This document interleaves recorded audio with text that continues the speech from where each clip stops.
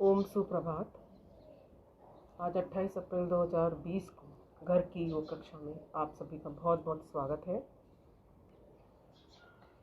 परम पूज्य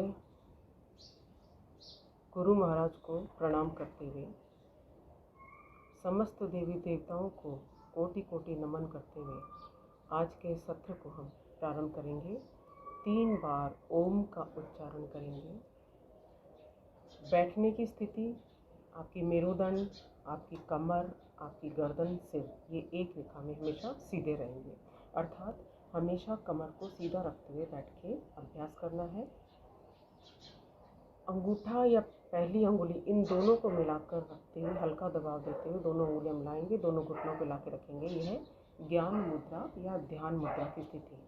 जिन्हें वायु संबंधी विकार है वे लोग पहली अंगुली अर्थात तर्जनी को अंगूठे के मूल भाग पर लगाएं, अंगूठे से ऊपर लॉक कर दीजिए। इस स्थिति में घुटनों पर रखते हुए अभ्यास करेंगे। जिन्हें घुटनों में दर्द रहता है, जोड़ों में दर्द रहता है, वे लोग वायु मुद्रा में, और बाकी लोग ज्ञान मुद्रा या ध्यान मुद्रा, जो हमारी मन की एकाग्रता बढ़ा देती है, कंसंट्रेशन पावर बढ़ाती है, मेमोरी बढ़ा देती है, हार्ट संबंधी रोगों से मुक्ति दिलाती है। तो ज्ञान मुद्रा या वायु मुद्रा में बैठेंगे। 3 बार ओम का उच्चारण करेंगे। लंबा गहरा श्वास लें।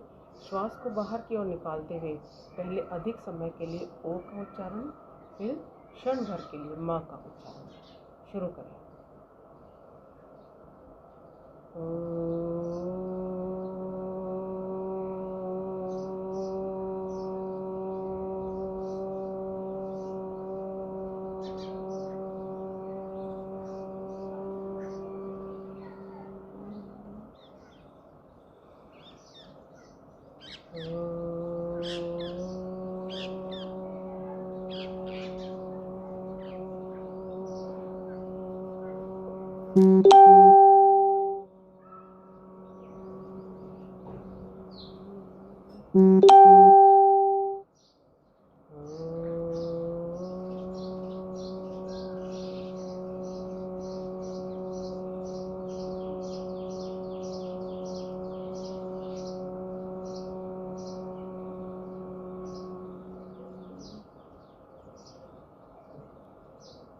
प्रणव मंत्र ओम के साथ सत्र को प्रारंभ करने के बाद योगाभ्यास के लिए मन को एकाग्र करने के लिए वैदिक मंत्रों का उच्चारण।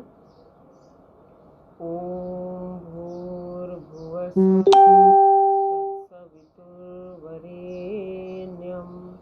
भर्गो देवस्य धीमहि धियो यो नः प्रचोदयात्। ॐ त्र्यम्बकं यजामहे सुगन्धिं पुष्टिवर्धनम् उर्वारुकमिव बन्धनात् मृत्योर्मुक्षीयमामृतात्।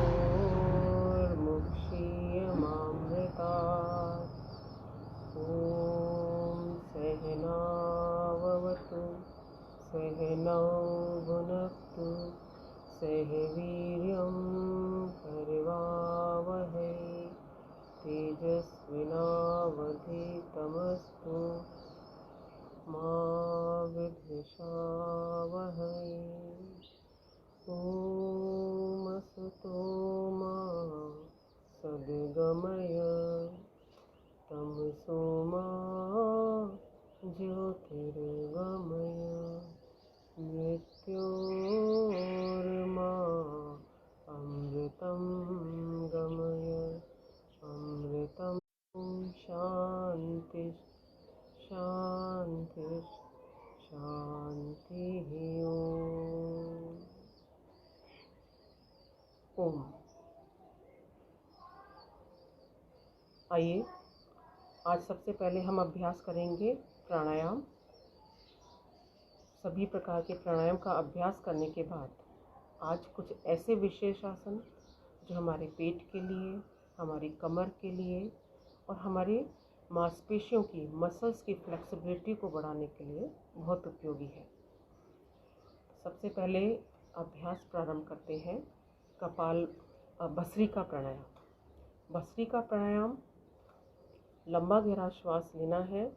फेफड़े अर्थात आपके लंग्स में जब ऑक्सीजन की मात्रा बढ़ेगी तो लंग्स आपके स्प्रेड होंगे, एक्सपेंड होंगे। तो आपके जब फेफड़े फूलेंगे तो आपके सीने पर थोड़ा सा आगे की ओर श्वास को भरते हुए आगे की ओर आएंगे और बिना रोके श्वास को बाहर की ओर निकाल देना है। जितना समय श्वास को भीतर की ओर लेने में लगा रहे हैं उतना ही समय श्वास को बाहर की ओर छोड़ने में लगाना है। शुरू करेंगे।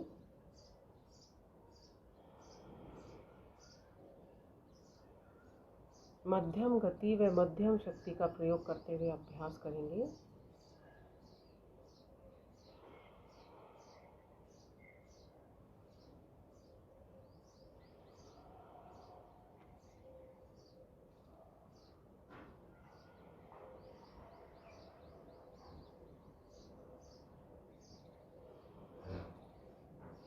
पूरा ध्यान श्वास के आने और जाने पर लगा कर रखें।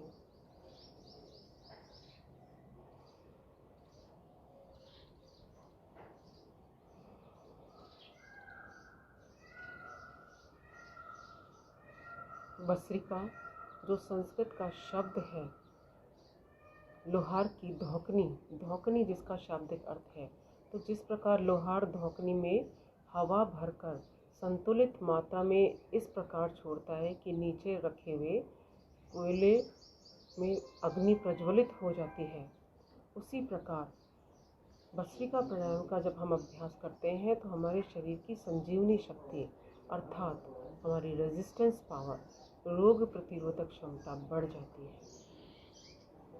लगातार लंबा गहरा श्वास लेने से हमारे लंग्स को सुचारू रूप से प्रॉपर ऑक्सीजन मिलती है। तो एक एक सेल तक, लंग्स के एक एक सेल तक जब ऑक्सीजन पहुंच जाती है तो वहाँ पर कोई भी मल विकार अवरुद्ध नहीं होते और रेजिस्टेंस पावर हमारी बढ़ जाती है।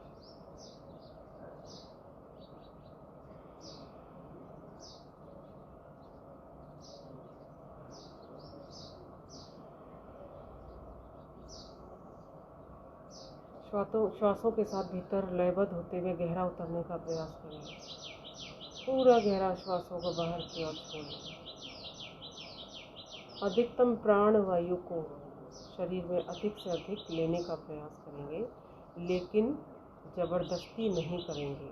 अपने शरीर की क्षमता के अनुसार, अपने शरीर की शक्ति के अनुसार श्वासों को भीतर की ओर गहरा भरें, श्वासों को बाहर की ओर गहरा निकालें।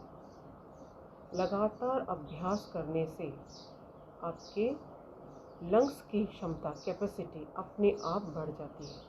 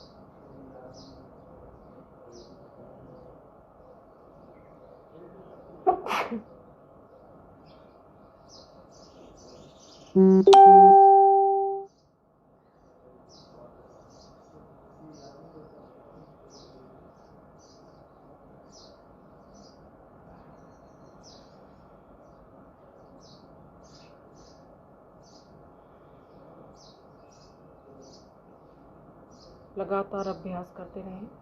प्रतिदिन 10 मिनट भस्त्रिका प्राणायाम का अभ्यास करने से हमारा ध्यान, हमारी एकाग्रता बढ़ जाती है, कंसंट्रेशन पावर इंक्रीज होती है, तो हमारी मेमोरी पावर बढ़ जाती है। जिनकी स्मरण शक्ति कमज़ोर हो जाती है उनके लिए बहुत उपयोगी है भस्त्रिका प्राणायाम। इसी के साथ जो लोग मानसिक अवसाद से ग्रस्त हैं, डिप्रेशन के पेशेंट हैं, टेंशन में रहते हैं, अगर भस्त्रिका प्राणायाम का नियमित अभ्यास करते हैं तो सारी टेंशन रिलीज़ हो जाती है। माइंड बिल्कुल स्ट्रेंथफुल हो जाता है, माइंड के बिल्कुल रिलैक्स हो जाता है और माइंड की इफ़ेक्टिवनेस, ब्रेन की इफ़ेक्टिवनेस बढ़ जाती है। जिन्हें श्वास एलर्जी है, जो अस्थमेटिक है, उनके लिए बहुत भस्त्रिका प्राणायाम। आवश्यकता है विधि पूर्वक लगातार अभ्यास करने की। तो आइए लगातार अभ्यास करते रहें।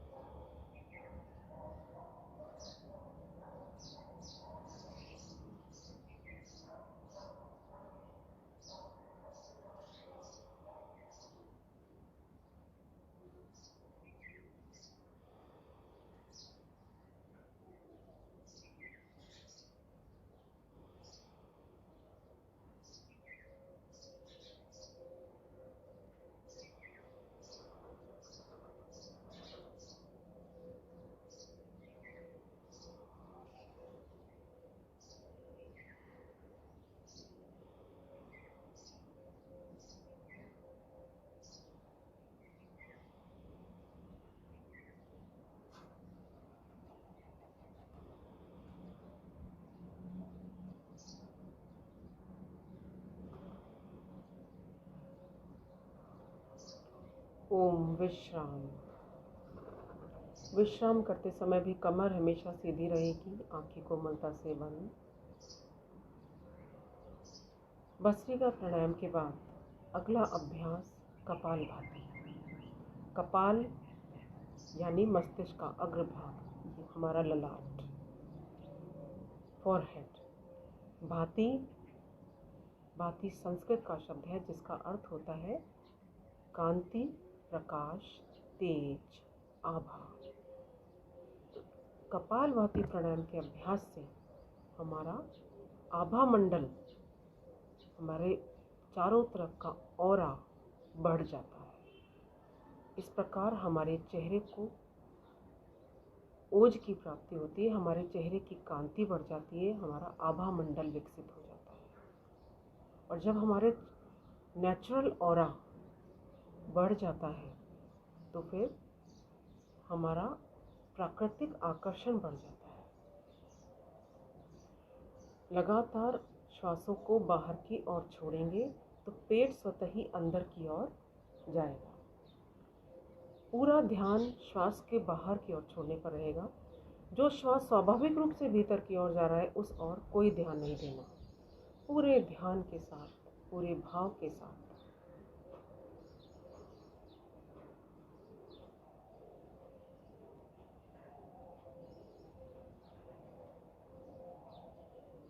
कपालभाति प्राणायाम थोड़ा सा कैच करने में, कई बार हम देखकर भी गलत अभ्यास कर लेते हैं।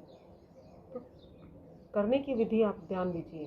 पहला श्वास ही बाहर की ओर निकालना है।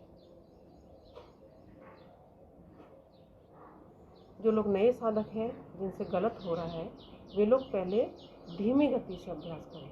पहले श्वासों पर नियंत्रण करें।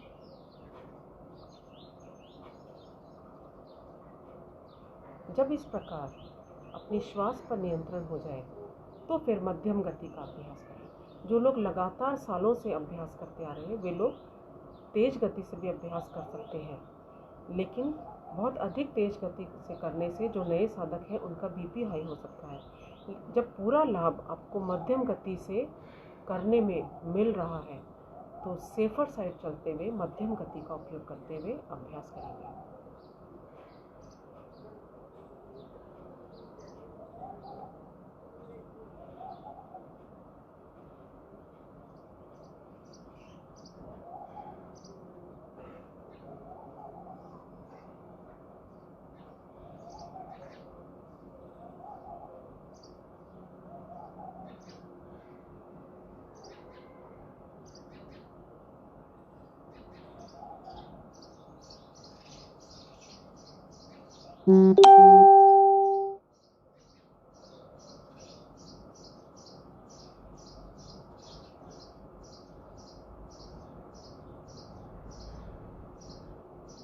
प्रतिदिन 10 मिनट कपालभाति प्राणायाम का अभ्यास करने से हमारा पूरा पाचन तंत्र सक्रिय हो जाता है, डाइजेस्टिव सिस्टम एक्टिवेट हो जाता है। जिन्हें बार बार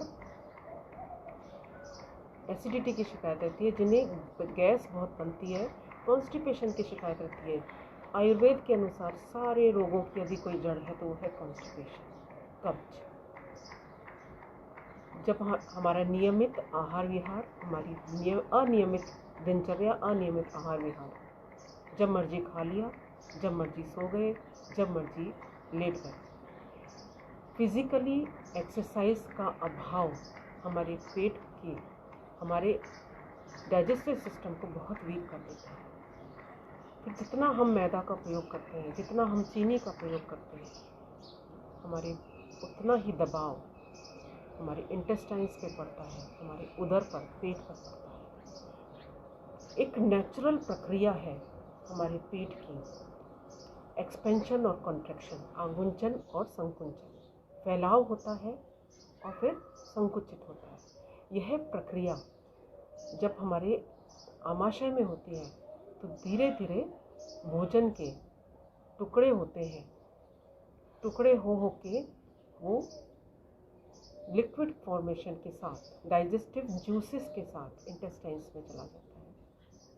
इंटेस्टाइन्स फैलती है, सिकुड़ती है, फैलती है, सिकुड़ती है, और उसमें जो हमारे लिए आवश्यक उपयोगी तत्व हैं वो तो रक्त में अवशोषित हो जाते हैं, और जो मल विकार हैं वो निष्कासित हो जाते हैं।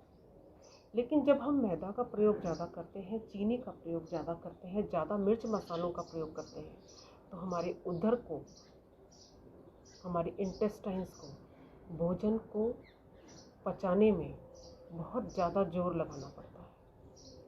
नतीजा कॉन्स्टिपेशन, कब्ज।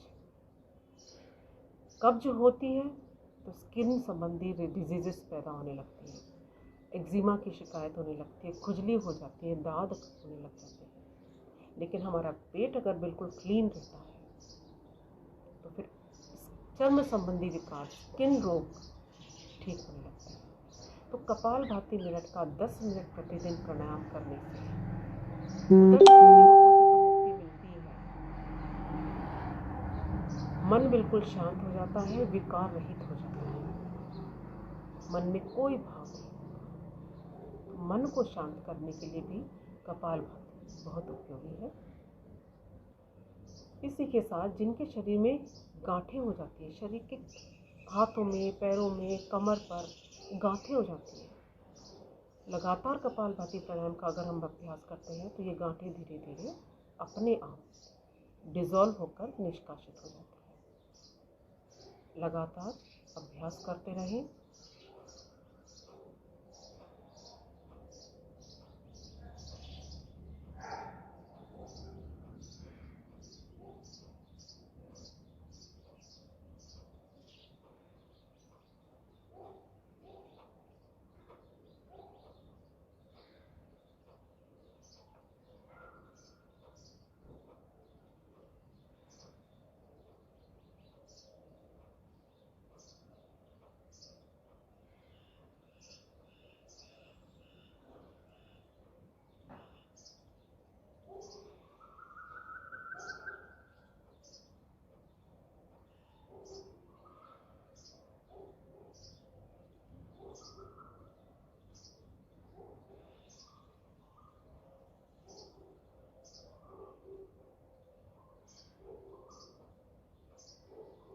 जो लोग मधुमेह के रोगी हैं, डायबिटीज़ जिनमें रहती है, बहुत बड़ी डिजीज़ है आज की तारीख में। 50% से विश्व के अधिक लोग डायबिटीज़ से ग्रस्त हैं, और डायबिटीज़ में हमारा पैनक्रियाज इफेक्ट होता है। तो प्रतिदिन 10 मिनट इस प्राणायाम का, कपालभाति प्राणायाम का यदि हम अभ्यास करते हैं तो हमारे जो पैनक्रियाज हैं वहाँ के बीटा सेल्स एक्टिवेट होते हैं। जब पेट का लगातार इस तरह से हमारे पैनक्रियाज पर दबाव पड़ता है तो उनकी सक्रियता बढ़ जाती है। इसलिए डायबिटीज़ के रोगी के लिए कपालभाति प्राणायाम बहुत उपयोगी है। कुछ लोगों को ये लगता है कि जी मुझे फ़ायदा नहीं हुआ, लेकिन यकीनन आप मान के चलिए, आपको ऐसा महसूस हो रहा होगा कि आपको फ़ायदा नहीं है, लेकिन आपका रोग आगे नहीं बढ़ेगा। यह योग की विशेषता है। योग न केवल आसन है, योग न केवल प्राणायाम है, योग न केवल ध्यान है, योग अष्टांग योग है। यम नियम आसन प्राणायाम प्रत्याहार धारणा ध्यान समाधि, ये जब सारे पालन हम करते हैं, इन सभी अंगों का हम जब पालन करते हैं, तो हम योग के माध्यम से हमारी आत्मा अपने प्रभु में, अपने परमात्मा में विलय योग बन पाती है। लगातार जब हम प्राणायाम का अभ्यास करते हैं, कपालभाति प्राणायाम का अभ्यास करते हैं, तो चारों ओर से दिव्य प्रकाश हमारे ऊपर प्रभु का बरस रहा होता है, और श्वासों के साथ सारी नेगेटिव एनर्जी बाहर निकल जाती है। लगातार जब हम श्वास बाहर क्यों निकालते हैं, तो मन क्यों शांत होता है, मन विचारहीन क्यों होता है? क्योंकि श्वासों के साथ आपकी नकारात्मक ऊर्जा बाहर निकल जाती है। सारे रोग, सारे दोष, जब शरीर में विचार नहीं होंगे, तो काम क्रोध लोभ मोह अहंकार राग द्वेष कुछ नहीं रहेगा, मन बिल्कुल शांत हो जाएगा। लगातार अभ्यास करते रहें।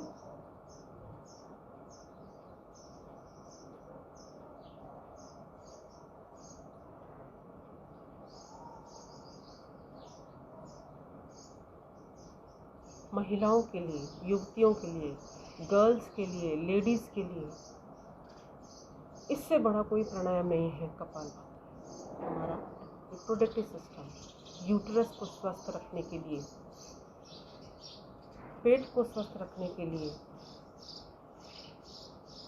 गर्भाशय को, कपालभाति प्राणायाम। लेकिन जिन्हें पीरियड्स का टाइम चल रहा हो, उस वक्त कपालभाति प्राणायाम का अभ्यास नहीं करना है।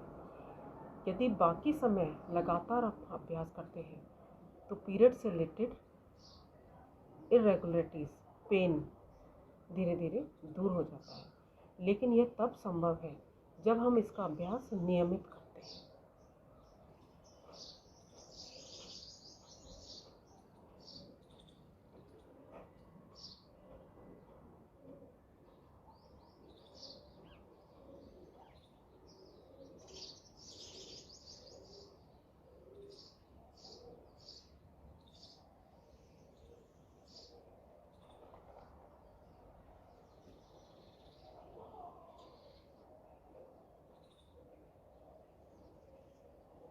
ओम विश्राम। कपालभाति प्राणायाम के बाद अगला प्राणायाम बाह्य प्राणायाम। बाह्य प्राणायाम शरीर में वात पित्त और कफ के संतुलन को बनाए रखने के लिए, पूरे पाचन तंत्र को सुदृढ़ बनाए रखने के लिए, मूलाधार चक्र को सक्रिय कर ऊर्जा को ऊर्ध्वगामी करते हुए, ऊर्जा का संचार ऊपर की ओर करते हुए सहस्रार चक्र तक पहुंचाने के लिए बहुत उपयोगी यह है बाह्य प्राणायाम। इसमें हम 3 बंध लगाते हैं, त्रिबंध, जिसे हम महाबंध की स्थिति भी कहते हैं। मूल बंध, उड्डयन बंध और जलंधर बंध। त्रिबंध के साथ बाह्य प्राणायाम का जब अभ्यास करते हैं, तो हमारे शरीर के सारे विकार दूर होते हैं और ऊर्जा मूलाधार चक्र से ऊपर की ओर प्रवाहित होने लगती है। जलंधर बंध, उड्डयन बंध और मूल बंध को खोल देंगे। 3 बार बाह्य प्राणायाम का अभ्यास करना है। लंबा गहरा श्वास लें, श्वास को बाहर की ओर निकाल कर रोक दीजिए। अब मूल बंध, हमारी गुदा को, हमारी एनस को ऊपर खींच के रखें। उड्डयन बंध, पेट को जितना अंदर कर सकते हैं उतना अंदर करें। जलंधर बंध, ठुड्डी को कनकुब से लगाते हुए श्वासों को भीतर की ओर रोक कर रखें। यथाशक्ति रुकें, चेहरे को सामने की ओर करें। जलंधर बंध, उड्डयन बंध और मूल बंध को खोल दीजिए। 2 बार और अभ्यास करेंगे। जिन्हें हृदय रोग की शिकायत है, जिनका बीपी हाई रहता है, वे लोग श्वास को रोकने का कोई भी अभ्यास नहीं करेंगे। इसी प्रकार जिन्हें सर्वाइकल की परेशानी है, गर्दन में दर्द होता है, वे लोग जलंधर बंध की स्थिति में अर्थात ठुड्डी को कनकुब से लगाते हुए गर्दन को नहीं झुकाएंगे। अभ्यास करें।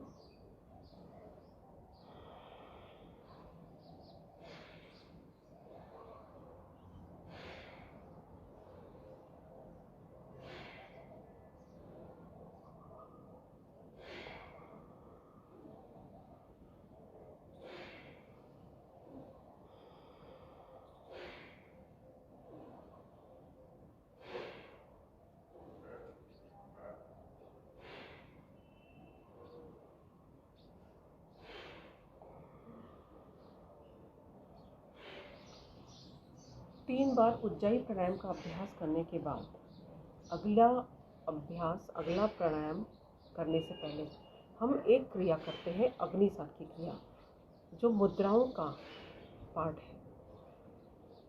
अग्निसार की क्रिया के लिए कपालभाति प्राणायाम और बाह्य प्राणायाम के बाद अग्निसार की क्रिया करने से हमारे पेट के पूरे मध्य भाग में स्थित अंगों का मंथन हो जाता है, और जब किसी चीज़ का मंथन होता है तो अमृत निकल कर आता है। करने की विधि: पूरा गहरा श्वास भरें, पूरा गहरा श्वास बाहर की ओर निकाल कर रोक दीजिए। जितनी देर श्वास को भीतर की ओर रोक सकते हैं उतनी रुकते हुए पेट को आगे पीछे हिलाना है, पेट को वाइब्रेट करना है।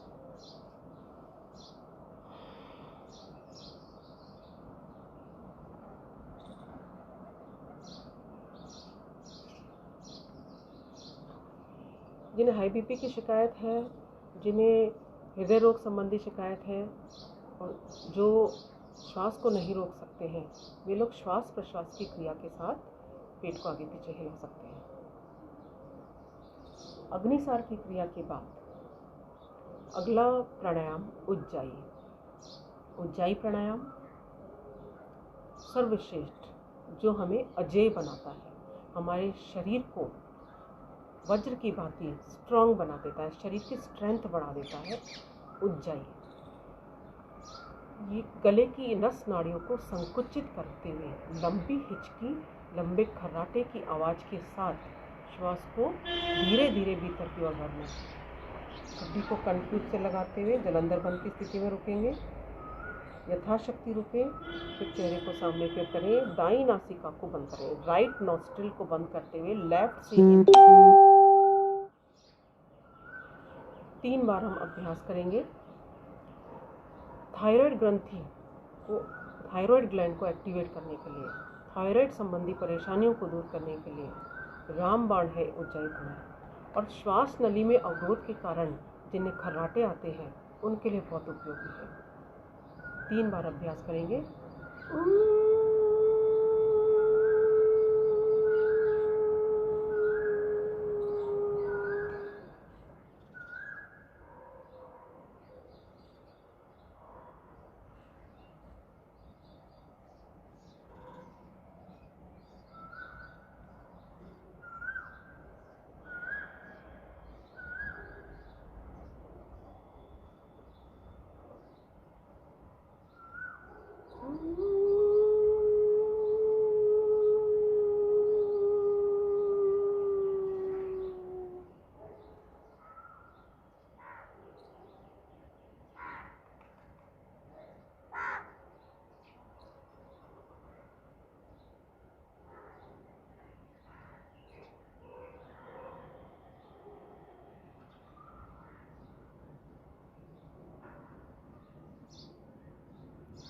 श्वास को छोड़ते समय तेजी से नहीं छोड़ना, धीरे धीरे छोड़ना है।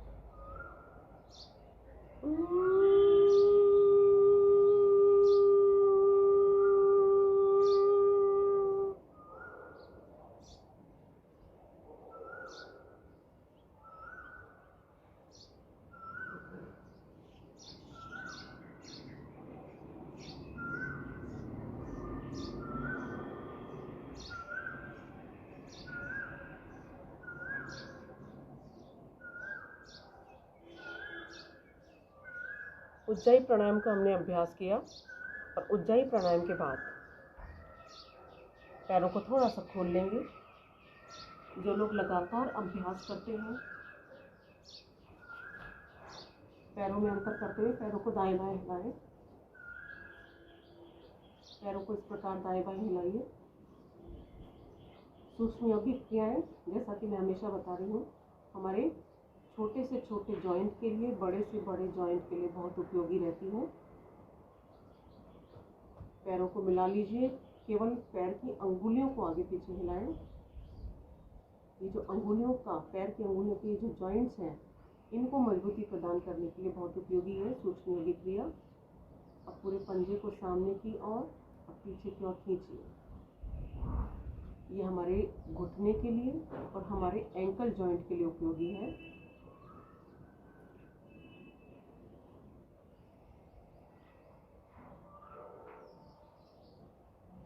क्लॉकवाइज 5 बार ऐसे क्लॉकवाइज घुमाइए,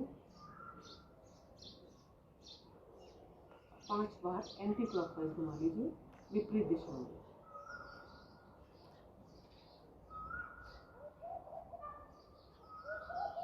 इसके बाद पिंडलियों के लिए घुटने को ऊपर उठाइए, पिंडली को झटके के साथ नीचे लगाइए धरती से।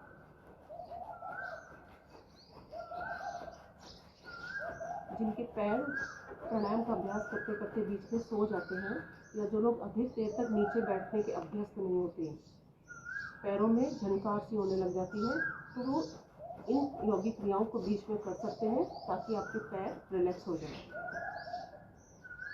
घुटने के लिए घुटने की कपाली को नीचे की ओर दबाइए, श्वास को भीतर की ओर भरें, घुटने को नीचे की ओर दबाइए, थोड़ी देर रुकें, फिर श्वास को छोड़ते हुए ढीला छोड़ दें। फिर से अभ्यास करें। 8-10 बार इस क्रिया का अभ्यास करना है ताकि आपके घुटने आने वाले समय में वीक नहीं हो।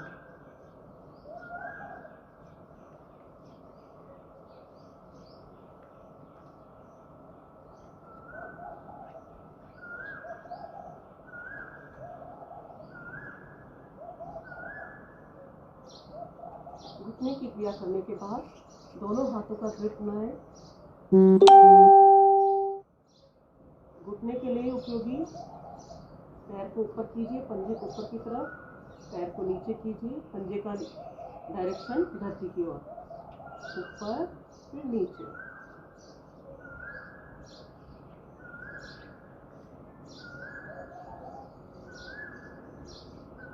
अब क्लॉकवाइज डायरेक्शन में गोल घुमाएंगे पैर को।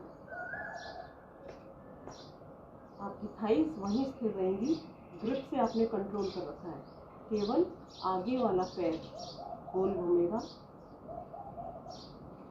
विपरीत दिशा में घुमा लीजिए। पैर को सीधा कर दीजिए, पंजे का रुख शरीर की तरफ, रोक के रखिए, फिर ढीला छोड़ दीजिए, फिर खींचिए। यहाँ से लेके यहाँ तक हैमस्ट्रिंग मसल, आपकी काफ मसल्स और आपके घुटने की पीछे की मसल्स, इन सबको मजबूती प्रदान करता है ये योगाभ्यास।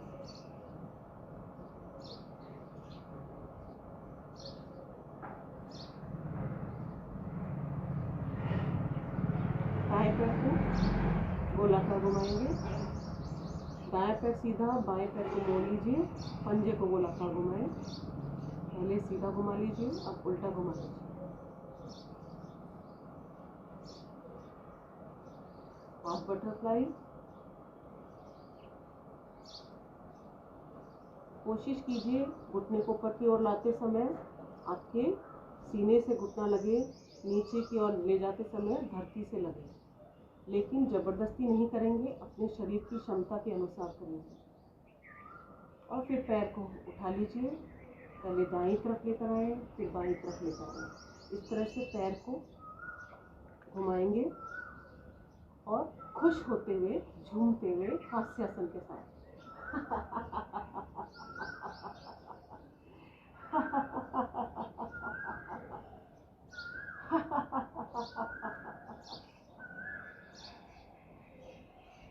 यही क्रिया दूसरे पैर से।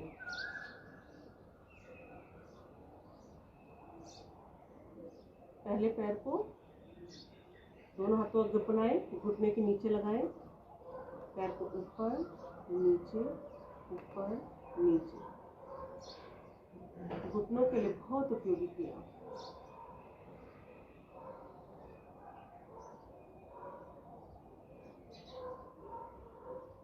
गोलाकार घुमाएंगे, विपरीत दिशा में खींचिए, पंजे का रुख इधर आपके शरीर की तरफ, फिर ढीला छोड़ दीजिए, फिर खींचिए, फिर ढीला छोड़, पंजे को गोलाकार घुमाएं।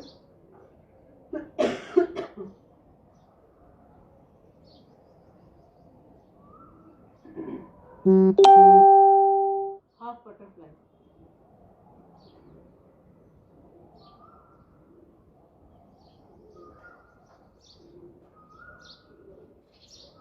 फिर से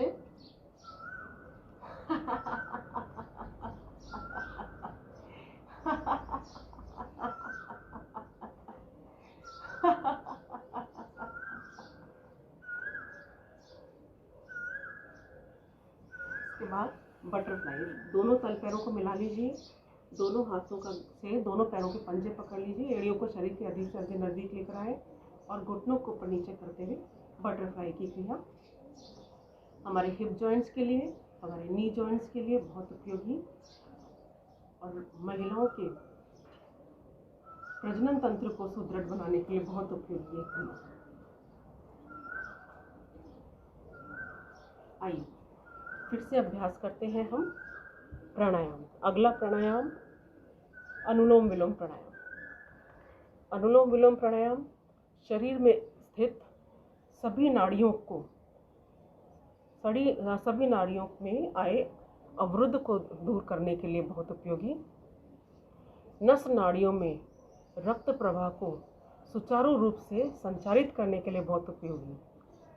उपनिषदों के अनुसार हमारे शरीर में 72,72,10,210 नाड़ियां हैं और इन सभी नाड़ियों का शोधन हो जाता है अनुलोम विलोम प्राणायाम के अभ्यास से। दाएं हाथ को ऊपर उठाएंगे, दाईं नासिका को बंद करेंगे, लेफ्ट से इनहेल करेंगे, राइट से एक्सहेल करेंगे।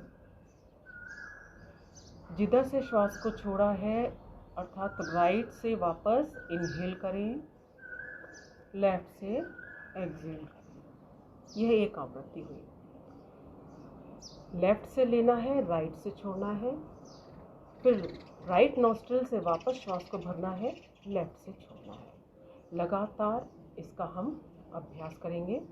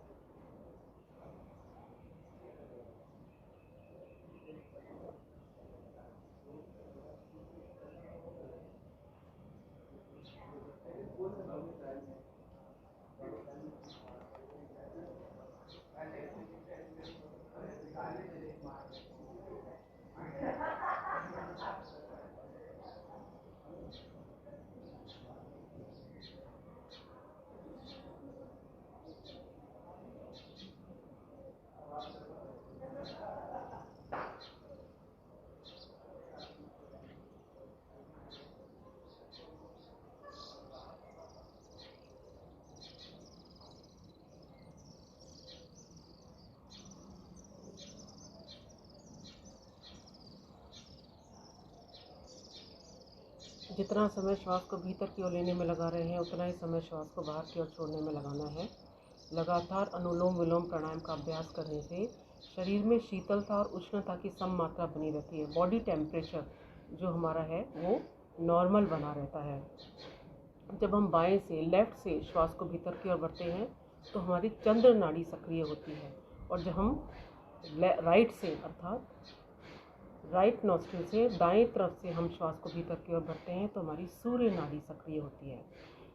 चंद्र नाड़ी जैसा कि स्वभाव से स्पष्ट है, शीतलता हमारे शरीर में आती है और सूर्य नाड़ी से हमारे शरीर में उष्णता का संचार होता है।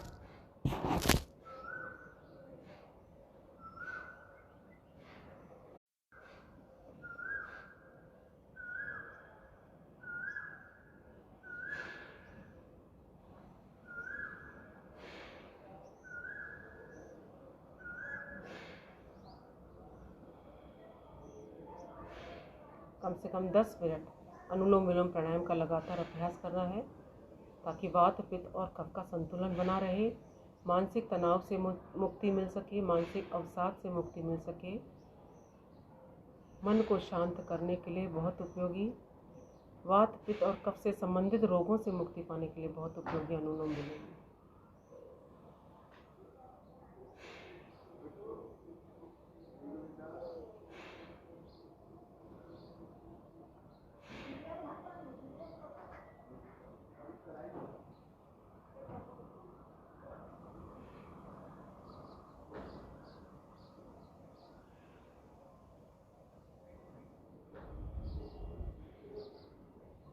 ओम विश्राम।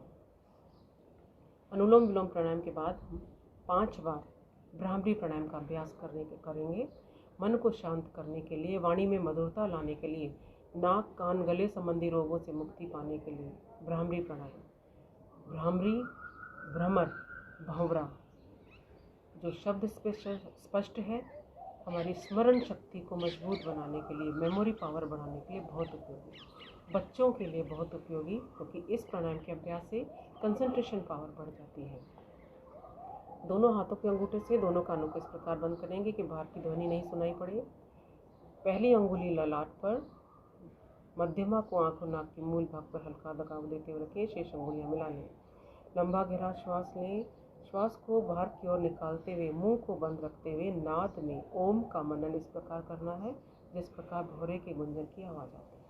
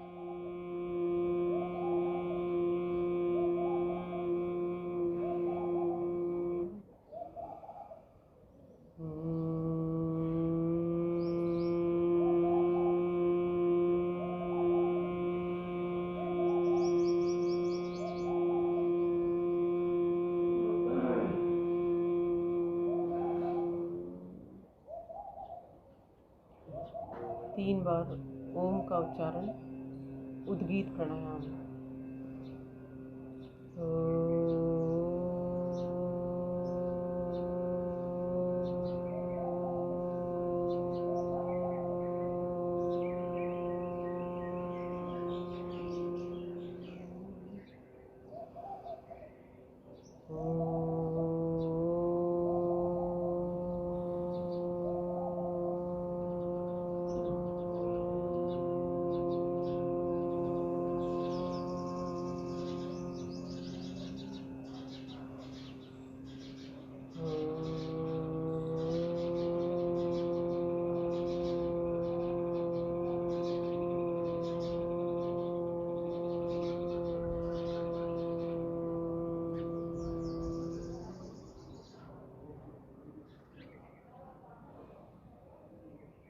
प्रणव ध्यान के लिए अपने ध्यान को अपने श्वास के आने और जाने पर केंद्रित रखें।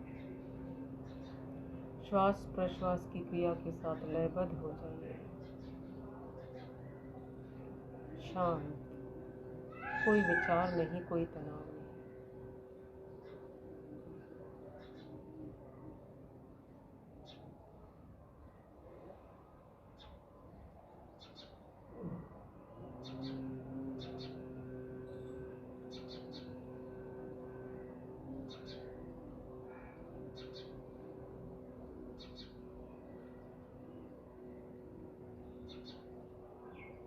दोनों हथेलियों का घर्षण करें।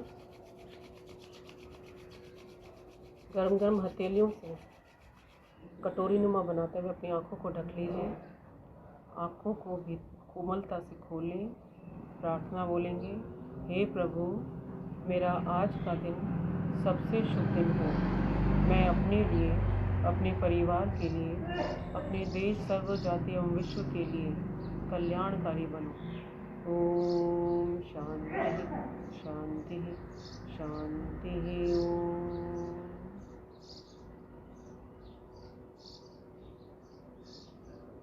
कुछ आसनों का अभ्यास करें। इससे पहले हाथों की गर्दन की कुछ सूक्ष्म योगिक क्रियाएं करते हैं। अंगुलियों का पुंज बनाएं, कंधों पे लाके रखें, कोहनियाँ मिला लीजिए। श्वास को भरते हुए कोहनियों को ऊपर, श्वास को छोड़ते हुए नीचे। गोलाकार घुमाते हुए बड़े से बड़ा घेरा बनाएं। 3 4 5 6। विपरीत दिशा में 1 2 3 4 5 6। दोनों हाथों से एक दूसरे की कलाई पकड़ें, सिर के ऊपर ले जाएं। श्वास को भरते हुए पहले कोहनियों को दाईं तरफ खींच दीजिए। रुकें, थोड़ा सा आपके कंधों में खिंचाव आने दीजिए। श्वास को छोड़ते हुए बीच में बाईं तरफ से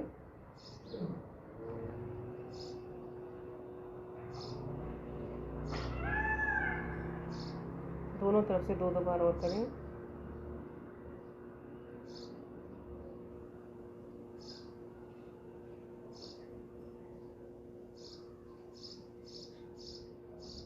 कंधों की जकड़न को दूर करने के लिए बहुत उपयोगी। इस क्रिया से जो यहाँ की मसल्स आने वाले टाइम पे लटक जाती हैं, ऐसे लटकने लग जाती हैं, ये आपकी मसल्स यहाँ की स्ट्रांग बन जाती हैं, लटकती नहीं है। गर्दन के लिए गोलाकार घुमाएंगे। जिनकी गर्दन में दर्द है वे सामने की ओर नहीं झुकाएं, केवल पीछे की ओर रखेंगे। बाकी लोग क्लॉकवाइज दिशा में ऐसे गोलाकार घुमाएंगे। धीरे धीरे घुमाएं।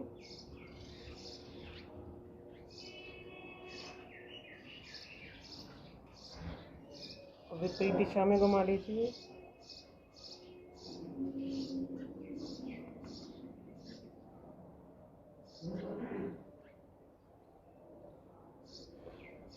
सूक्ष्म योगी क्रिया करने के बाद आइए पीठ के बल सीधे लेट जाएंगे। पीठ के बल लेट जाएं। शवासन की स्थिति में रिलैक्स करते हुए लेटेंगे।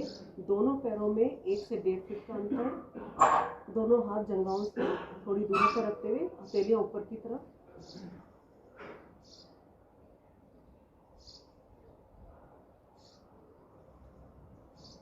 पहला अभ्यास उत्तान पादासन।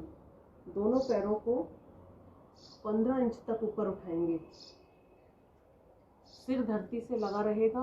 केवल पैर के पंजों को 15 डिग्री तक ऊपर उठाना है। रोक 10 सेकेंड रोक के रखें। श्वास को छोड़ते हुए वापस। अब पैर को 45 डिग्री कोण तक ऊपर उठाएंगे। रुकिए, श्वास को छोड़ते हुए वापस। अब नितंब के आधार पर अपने सिर को और पैर को दोनों को ऊपर उठाएंगे।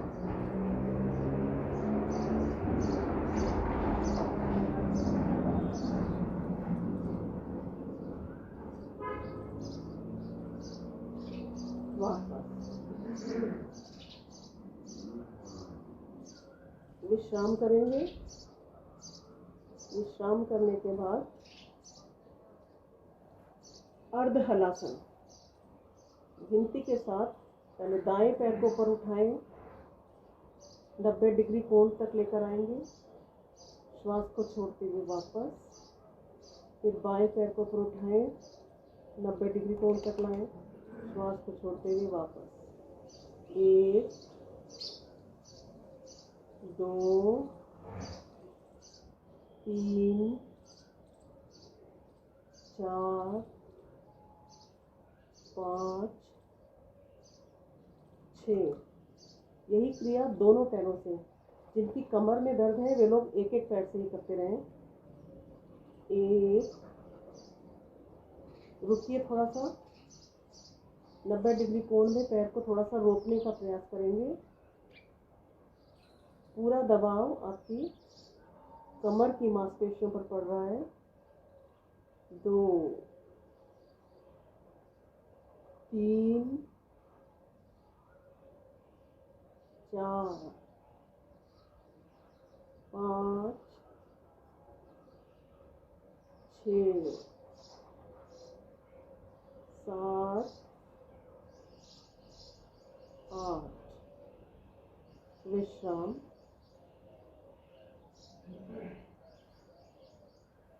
इसके बाद सुप्त पवन मुक्तासन।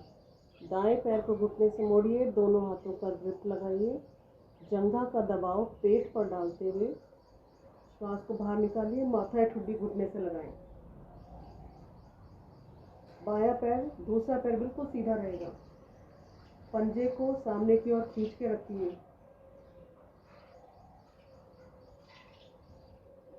दूसरे पैर से करेंगे।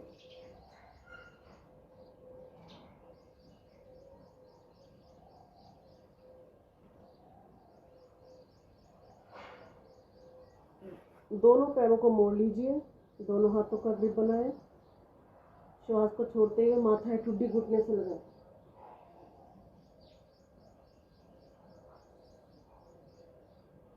यथाशक्ति रुकेंगे, ग्रिप को ढीला छोड़ें। कमर की मसाज के लिए रोल करेंगे।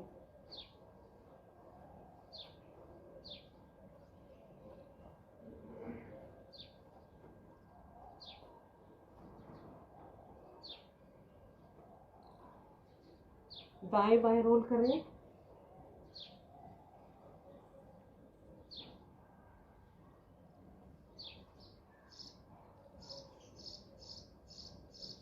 विश्राम। विश्राम करेंगे। फिर से पैरों को मोड़ लीजिए, घुटनों से मोड़ लीजिए और कमर को नीचे दबाव देंगे। जो कमर का कर्व है इसको नीचे की ओर दबाइए, नितंब थोड़ा सा ऊपर उठेंगे, रुकिए, ढीला छोड़ दीजिए। फिर पेट को अंदर की ओर दबाएं, कमर को नीचे की ओर दबाएं, ढीला छोड़ें, रिलैक्स। एक बार और अभ्यास करेंगे, हमारी कमर के लिए बहुत उपयोगी क्रिया। कमर को नीचे की ओर दबाएंगे तो आपके हिप्स ऊपर की ओर उठ जाएंगे।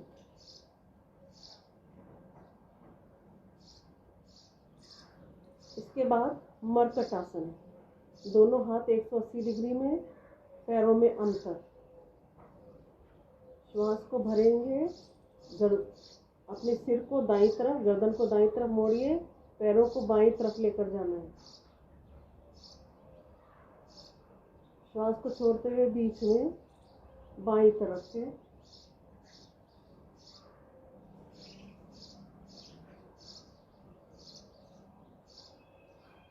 ये मरकटासन की क्रिया कमर के लिए हमारे लिए बहुत उपयोगी रहती है। ध्यान ये देना है कि जब अब आपकी गर्दन दाईं तरफ जाएगी तो आपके घुटने बाईं तरफ जाएंगे, विपरीत दिशा में, और जब गर्दन आपकी लेफ्ट साइड जाएगी तो आपके घुटने राइट साइड जाएंगे। इस तरह से लगातार जब हमारी कमर का व्यायाम हो जाता है तो ये सारी मांसपेशियां हमारी यहाँ की स्ट्रांग होने लगती हैं। मरकटासन के बाद अगला अभ्यास है सेतुबंध आसन या कंधरासन।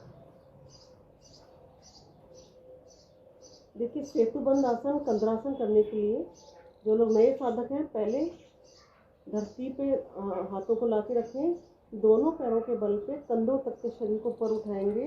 1 2 3 4 5 6। इसके बाद दोनों हाथों से दोनों पैरों के टखने पकड़ लें, कंधों के और पैरों के पंजों के पंजे अपने बीच के शरीर को ऊपर की ओर जितना उठा सकते हैं उठाएं।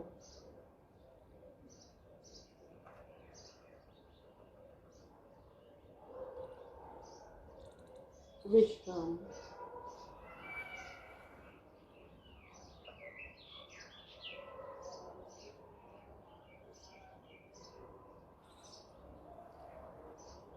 कमर और पेट के लिए उपयोगी अगला आसन, पेट के बल लेट जाएंगे और भुजंगासन का अभ्यास करेंगे। सीधे लेट जाइए, दोनों हथेलियों को अपने वक्षस्थल के नीचे लाएं, ठुड्डी को धरती से लगा के रखें। श्वास को भरते हुए नाभि से ऊपर के शरीर को ऊपर की ओर उठाकर देखिए आसमान की ओर।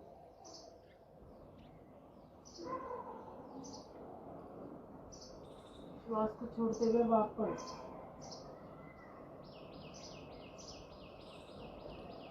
एक बार और अभ्यास करेंगे। पूरा दबाव हमारी इस कोर एरिया पर, कमर पर पड़ रहा है।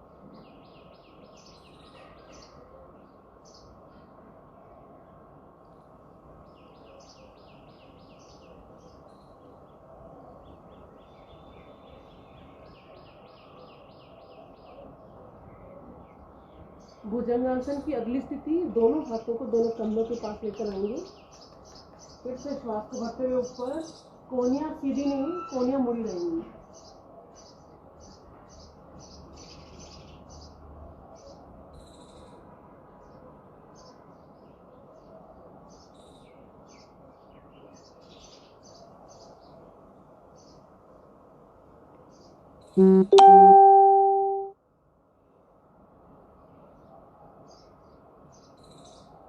अगला अभ्यास शलभासन, जो हमारी कमर के लिए बहुत उपयोगी है। दोनों पैर मिला लीजिए, दोनों हाथों को जंघाओं के नीचे लाके रख दीजिए। श्वास को भरते हुए दोनों ठुड्डी को धरती से लगा के रखते हुए दोनों पैरों को ऊपर उठाना है।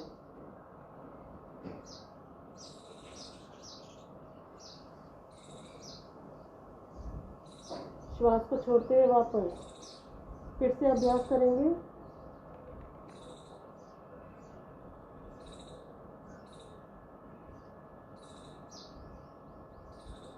वापस। एक बार और अभ्यास करें।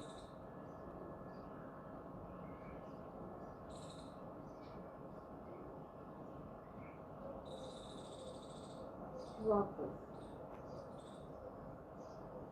शलभासन की अगली क्रिया, दायां हाथ सामने की तरफ, बायां हाथ कमर पर। दायां हाथ श्वास को भरते हुए नाभि के बल पे, दायां हाथ ऊपर और बायां पैर ऊपर।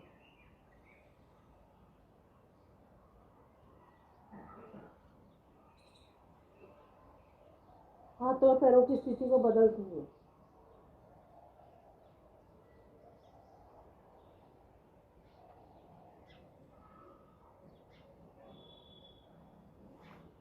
दोनों बाएं हाथ से दाएं हाथ की कलाई पकड़ लीजिए, बाएं हाथ की मुट्ठी बंद रखिए। नाभि से ऊपर के शरीर को ऊपर उठाएंगे, कोहनियों को सीधा कर देंगे।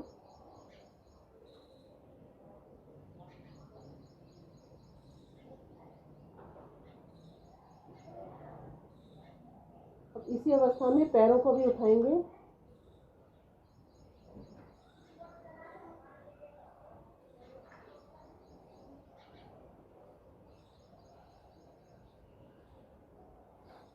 दोनों घुटनों और दोनों हाथों के बल पे खड़े हो जाइए। मार्जरी आसन, कमर के लिए बहुत उपयोगी। कमर को, श्वास को छोड़ते हुए कमर को बिल्कुल ढीला छोड़ दीजिए, इस तरह का गैप आ जाएगा। श्वास को भरें, कमर को पूरा ऊपर की ओर खींचिए।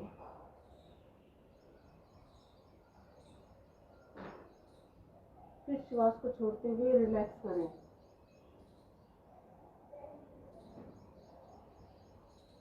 फिर श्वास को छोड़ते ऊपर,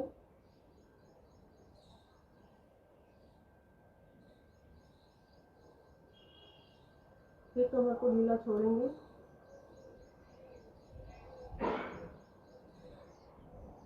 श्वास को भरते हुए ऊपर,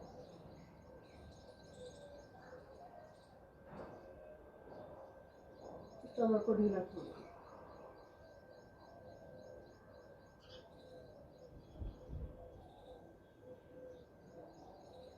दोनों घुटनों को रखते हुए दोनों हाथों को सामने के रखेंगे और स्ट्रेच करेंगे अपनी मसल्स को।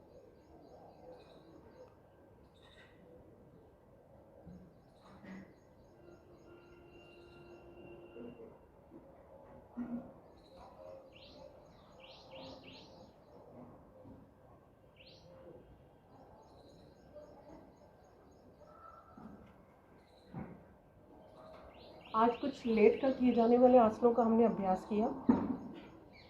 और आइए सबसे पहले अब थोड़ी सी हम अपने हाथों में जो एक्यूप्रेशर पॉइंट्स हैं उन पर दबाव देने के लिए ताली बजाएंगे।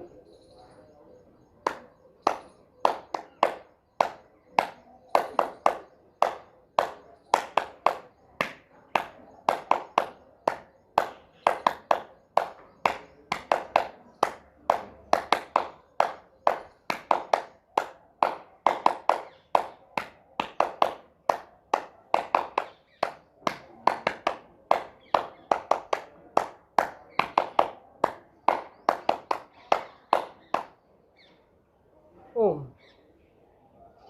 आप सभी लोग आज मेरे साथ जुड़े रहे। आप सबकी शुभकामनाओं के लिए बहुत बहुत नमन, बहुत बहुत अभिनंदन। शांति पाठ करेंगे और आज के सत्र को विराम देंगे। ओम सर्वे भवन्तु सुखिनः, सर्वे सन्तु निरामयाः, सर्वे भद्राणि पश्यन्तु, मा कश्चित् दुःखभाग् भवेत्। ओम शांति शांति शांति। ओम। आज का दिन आपका प्रसन्नता के साथ, प्रफुल्लता के साथ और उमंग के साथ बीते, इसी शुभकामना के साथ ओम। प्रणाम।